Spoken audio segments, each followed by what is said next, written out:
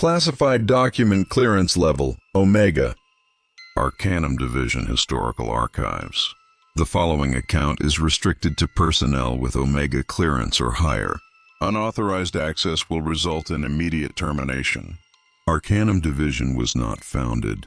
It was discovered. In 1947, beneath the ruins of a monastery in the Carpathian Mountains, a joint military expedition uncovered something impossible. A vault, sealed for centuries, untouched by time. Inside, they found documents written in languages that predated civilization, artifacts that defied the laws of physics, and a warning. Do not let them wake. Do not let them remember. The governments involved realized they were not the first to encounter phenomena that should not exist. There had been others before them, guardians, watchers, an ancient order that maintained the boundary between reality and something far darker. By 1952, ARCANUM Division was officially established, not as a government agency, but as an autonomous entity, operating beyond national borders, beyond oversight.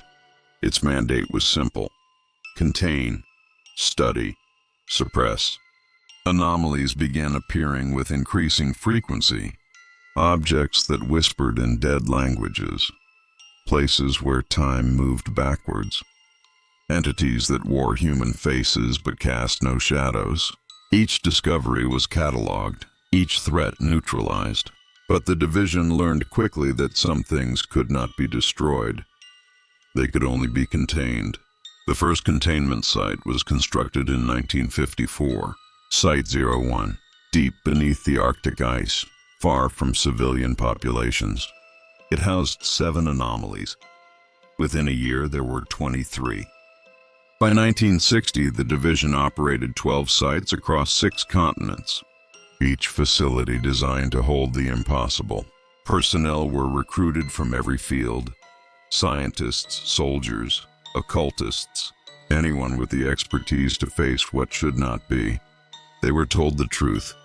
Humanity lives on borrowed time.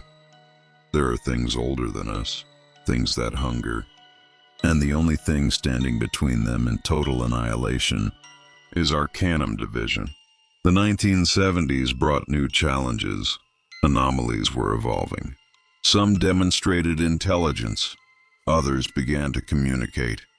One entity, designated Specimen 17, claimed to remember when humans were prey and gods walked the earth. It offered knowledge in exchange for freedom. The division refused. 2 weeks later, Specimen 17 breached containment. 17 personnel were lost before it was recaptured. The incident led to Protocol Nightfall, a failsafe. If containment of a catastrophic anomaly becomes impossible, the entire site is to be purged. No survivors, no exceptions. Protocol Nightfall has been activated 4 times in Division history.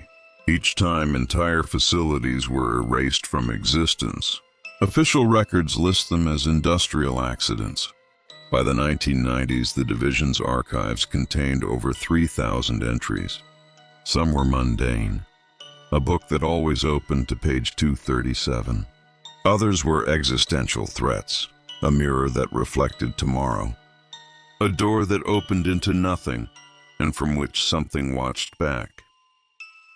The Division's motto became clear: we stand in the dark, so humanity can live in the light. But darkness has a cost. Personnel turnover was high. Some resigned. Some were reassigned for psychological reasons. Others simply vanished, their files marked status unknown. In 2003, something changed. Anomalies stopped appearing randomly. They began appearing in patterns, clusters, sequences. Analysis suggested they were connected, part of something larger. The division's research department proposed a terrifying theory. The anomalies weren't separate entities. They were pieces, fragments of something vast and ancient trying to reassemble itself. If the theory was correct, every containment breach, every anomaly discovered, brought it closer to completion. The question became, what happens when all the pieces reunite? Project Veilbreak was initiated to find answers. A task force assembled from the division's most experienced operatives.